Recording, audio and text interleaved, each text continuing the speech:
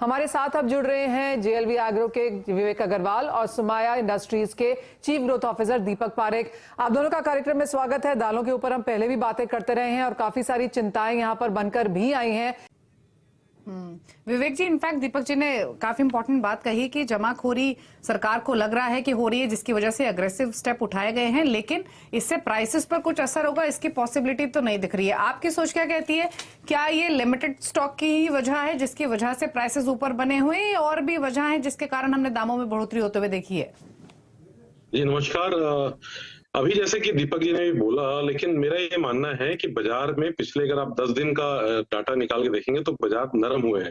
Pricing काफी कम हुई है, और जब जब गवर्नमेंट ने ये नोटिफिकेशन जारी किया है, और जो 2-3 दिन पहले शनिवार को भी एक इंदौर में मीटिंग हुई थी दाल पल्सेस वालों की, जिसमें रोहित सिंह जी ने उसको चेयर किया था, और उन्होंने एजुकेट किया कि आप अपनी पोर्टल पे जानकारी दीजिए, और उसके बाद से अगर आप मार्केट में देखेंगे तो बाजार लगातार नरम हो रहे हैं, और आज भी बाजार थोड़ा नरम ही खुला है। देखिए, निश्चित रूप से बहुत कुछ क्वांटिटी पोर्टल पे अपडेट नहीं थी जो अपडेट हुई है। अभी कुछ माल कस्टम में क्लीनिंग में है। ये जब माल आएगा तो बाजार यहाँ पे थोड़ा थमा रहेगा। निश्चित रूप से इस बार प्रोडक्शन कम हुए हैं, लेकिन जिस तरीके से सरकार अपने कदम उठा रही है, निश्चित रूप से ये बाजार को कंट्रोल करने में बहुत हेल्प करेंगे। और आपको मैं आपकी जानकारी के लिए बता दूं कि इंदौर में जो मीटिंग हुई थी उस पे एक बहुत अच्छा डिस्कशन जो सारे ट्रेड, मिल एसोसिएशन, इंपोर्टर्स सबके बीच हुई थी, और उसमें जो ट्रेड पक्ष है उन्होंने सलाह दी थी कि सरकार गवर्नमेंट टू गवर्नमेंट इंपोर्ट करे, येलो पीस का इंपोर्ट करे, और जो नॉर्थ ईस्ट एरिया है और अपना साउथ जहां पे पीली दाल चलती है, तो वो मटर दाल भी सरकार वहां पे जो राशन की दुकानें हैं और जो सप्लाई साइड है वो कर सकती है। इससे बाजारों में कंट्रोल करने में बहुत हेल्प मिलेगी। तो सरकार अपने तरफ से, सरकार को इंडस्ट्री ने बहुत सारे सुझाव दिए हैं, और सरकार उस सुझाव को बड़ी गंभीरता से ले रही है। कुछ लोगों ने ये भी सुझाव दिया था कि इंपोर्ट सिर्फ दाल मिल वालों को करना दिया जाए, ट्रेडर को ना दिया जाए, जिसपे मुझे नहीं पता कि सरकार क्या निश्चित डिसीजन लेगी। बट जो 2-3 डिस्कशन हुए थे उसमें एक ये भी था कि कुछ तकनीकी इश्यूज भी हैं जो लोग पोर्टल पे अपडेट नहीं कर पा रहे हैं। कुछ नवीनीकरण लाइसेंस का नहीं हो पाया, इस कारण वो पोर्टल पे अपडेट नहीं कर पा रहे हैं। तो ये जो कदम उठाए हैं, इससे निश्चित रूप से बाजार कंट्रोल हुए हैं, और मुझे लगता है कि अब बाजार यहाँ पे थोड़े स्टेडी हो सकते हैं, क्योंकि सप्लाई साइड भी है और गवर्नमेंट की सख्ती से जो स्टॉकिस्ट हैं वो लिक्विडेट कर रहे हैं मार्केट में माल, तो बाजार पे वो नरमी लगातार बनी हुई है।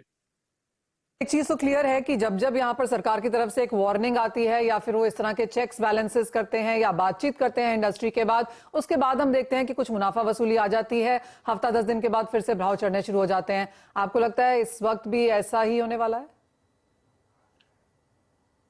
जी मनीषा जी, निश्चित रूप से देखिए, मैं आपको एक बात बोलूं, सरकार ने जब से ये नोटिफिकेशन जारी किया है कि हम सख्ती लाएंगे, उसके बाद से बाजार उस लेवल पे बढ़े ही नहीं है।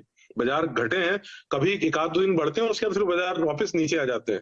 तो आप ये मान के चलिए कि बाजार में अब जो सप्लाई है वो एक्चुअल आ रही है, और अब के बाद अगर तेजी आती है, इसका निश्चित रूप से मतलब यह है कि अब माल नहीं है, क्योंकि कोई भी इंडस्ट्री, कोई भी दाल मिल, कोई भी इंपोर्टर सरकार के आगे नहीं जा सकता। उनको पता है कि सरकार ये जरूरी खाने पीने की चीजें और कोई भी नियम के तहत उनको सीज कर सकती है या कोई कार्रवाई कर सकती है।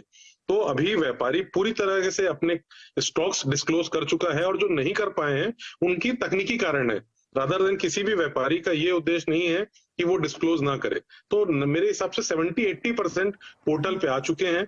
सरकार इस पे काम कर रही है। जो चीजें जिस पे कंट्रोल नहीं है, वो प्रोडक्शन अगर कम है, तो सरकार दूसरी दालों के माध्यम से, जिसमें चना है, लेंटिल्स है और येलो पीस, जो अभी सजेशन मिला कि आप सरकार से सरकार इंपोर्ट करे, गवर्नमेंट टू गवर्नमेंट इंपोर्ट करे, और पीली दाल को, उसको दाल को बाकी राशन की दुकानों पे, जहां पे नॉर्थ स्टेट जो अपने ये कलकत्ता के पास वाले जो भी स्टेट्स हैं, वेस्ट बंगाल के बॉर्डर वाले, वहां पे वो सप्लाई करे ताकि वो बाजार है वहां पे कंट्रोल हो सके। ऑलराइट विवेक, जो सरकार का ही डेटा है जो हम यहाँ पर ऑन एयर यहाँ दिखा रहे हैं, एक महीने में 2 से 3% यहाँ पर प्राइसेस बढ़े हैं, और ये रिटेल हैं, होलसेल में भी हमने उतने ही बढ़ते हुए देखे हैं। लेकिन एक महीने की अगर बात की जाए तो यहाँ पर 6 से 16% तक कई दालों के प्राइसेस बढ़े हैं। और जैसे आपने कहा टेक्निकल इश्यूज तो यहाँ पर थे ही, उसके बावजूद सरकार की खोज ये कहती है कि किसानों के नाम पर स्टॉक्स थे, इंपोर्ट करके वेयर हाउसेस से यहाँ पर नहीं निकाले गए, डीलर्स व्यापारियों ने भी स्टॉक का पूरा खुलासा यहाँ पर नहीं किया है और काफी सारे जानबूझ के स्टॉक्स नहीं दिए हैं। सरकार ने काफी कुछ यहाँ पर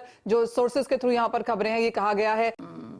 तो सप्लाई सिचुएशन टाइट है, डिमांड इंटैक्ट है, जिसकी वजह से प्राइसेस पिछले एक महीने में हमने बढ़ते हुए देखे हैं। 16% तक अलग अलग दालों के भाव बढ़े हैं। और अगर तुअर की बात करें, जैसे दीपक जी ने कहा कि अगले 15 से 20 दिनों में प्राइसेस यहां से और बढ़े, 100 के आसपास भी पहुंचे तो हैरानी नहीं होगी। चलिए, शुक्रिया विवेक जी और दीपक जी, आप दोनों का ही आने के लिए, शो में अपने व्यूज देने के लिए इस डेवलपमेंट पर और क्या सिचुएशन है फिलहाल मार्केट की, बताने के लिए। रुक रहे हैं इसी के साथ एक ब्रेक ले, ब्रेक पर फोकस करेंगे स्ट्रैटेजीज पर। किशोर नारने, अनुज गुप्ता हमारे साथ बने हुए हैं, चलो वापस आते हैं।